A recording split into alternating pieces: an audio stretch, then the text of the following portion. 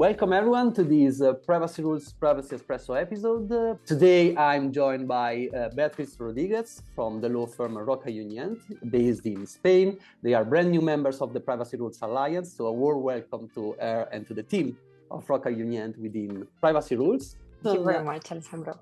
Thank you, Beatriz. And the reason why Beatriz is with us today is to provide us with an overview on the regulation and the framework in Spain. So without further delay, Beatriz, I would like to turn it over to you. And can you start by providing us an overview on which is the privacy and security law in Spain right now? Okay, thank you very much, Alessandro. I'm really happy to be here on behalf of RocaJunyent. Well, as you know, the General Data Protection Regulation was enacted in 2016, and a bit afterwards, we had the Organic Law 3/2018 on the protection of personal data and guarantee of the digital rights. It mainly developed some parts of the regulation in a very basic way, but the key points are that there are specific obligations for appointing a data protection officer for certain companies in Spain. Also, it develops some concerns towards some sort of data processing, such as video surveillance or credit information systems or whistleblowing systems. And in fact, the whistleblowing system specification is quite interesting because last February, we had enacted a new law on whistleblowers that was intended to protect them and that enables the anonymous reporting channels. So this is something that we are going to discuss throughout this year a lot because it was enacted just last February, as he said. After that, also the law is called Law on the Protection of Privacy or Personal Data, but also on the warranty of digital rights. And this is because it established a list of new privacy rights, mainly focused on work and on employment obligations. And in fact, develops the use of digital devices in the work environment, also the right to digital disconnection and the right to privacy regarding video monitoring, sound recording, and location tracking. So it was quite a revolutionary part of the law. And here in Spain, we are still trying to implement that properly in the companies. You know, it's taking a while. And of course, we have a lot of guidance by our Spanish Data Protection Agency. They are very prolific on all topics, mainly in last years regarding health sector, employment, and risk management. And they have also issued some guidance on privacy by default and by defect, which are quite interesting to follow. On cybersecurity, we have also this year an update of the National Security Framework. The framework we have here in Spain is a number of principles and requirements for a public sector and for private companies that work with public sector that they have to follow in order to ensure security in information systems. And it was updated this last year to adjust to the reality of the new trends in cybersecurity and on the current systems, because the first framework was from 2010. So it was a bit, well, it needed an update. We have had a number of technical instructions and guidelines regarding this from the National Cyber Cryptography Center. And it's taken like 24 months to come into force. So companies are also updating all systems and trying to make their best to be updated right now.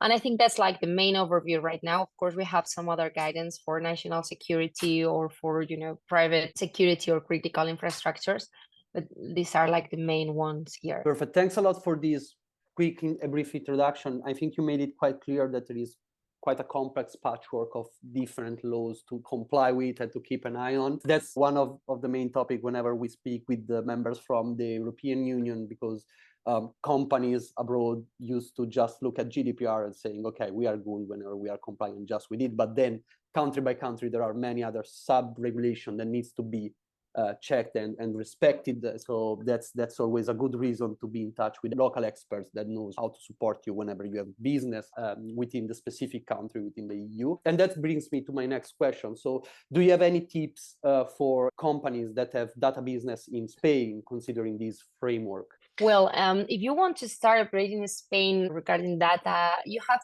to have very clear the sector you are going into, because we have a number of regulations that foresee like specific obligations pursuant data protection or pursuant confidentiality or industrial secrecy depending on the sector you are going to operate. So it's advisable to check that there is no specific restrictions, and that also it could be convenient to know if your sector is under the radar or in the inspection plan of the Spanish Data Protection Agency, because they impose a lot of sanctions. So it's good to know whether you're at highest risk or not of being sanctioned. Also, I would advise to make a very good due diligence process when you are going to enter in the management of new databases, because you have to be sure that they are legitimate and that they are appropriate, and that the data flows have been accurately reviewed, so that that you can start operating with a database without having any sort of trouble. And of course, I would also recommend to have good privacy professionals on your side. This is not because I want to market, but it's true that here in Spain we have a lot of competitivity services in that. We have consultancy services that provide very basic advice or very basic standard documents and ensure you that that is enough to comply with legislation.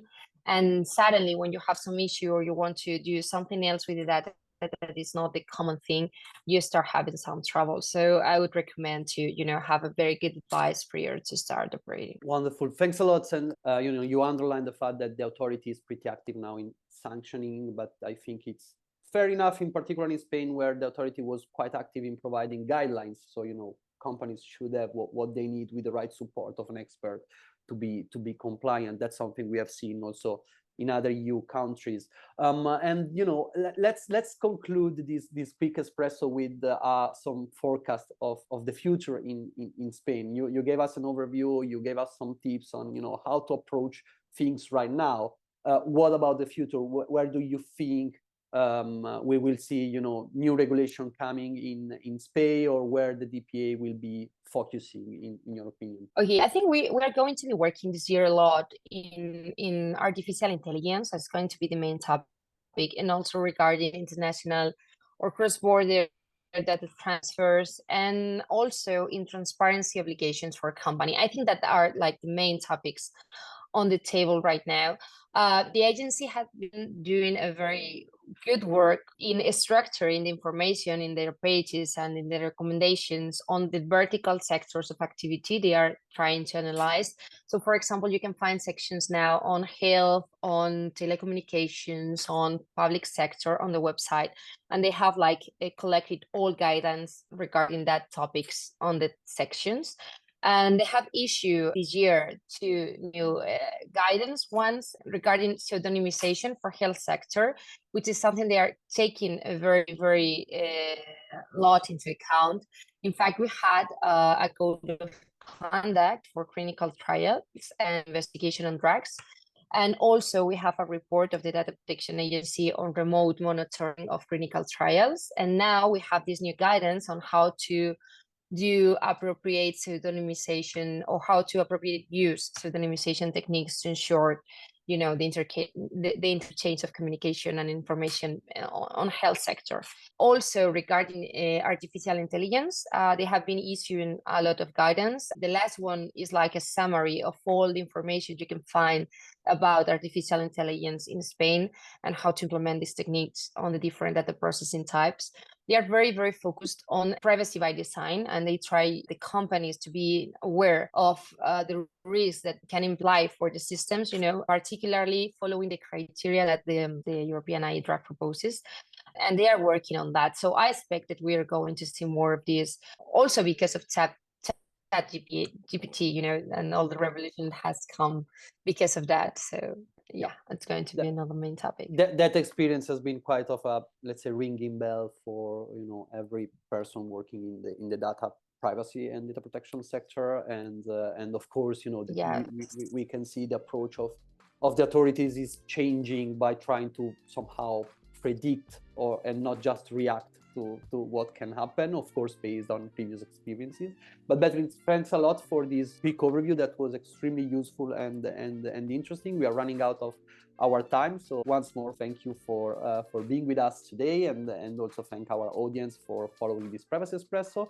So looking forward to speak with you soon again about this topic that probably will be Thank you you know very much. coming in Spain. And of course, I look forward to meet our audience in our next Privacy Espresso. So bye, Beatriz. Thanks again, and bye, everyone. Thank you very much, Alessandro. Bye.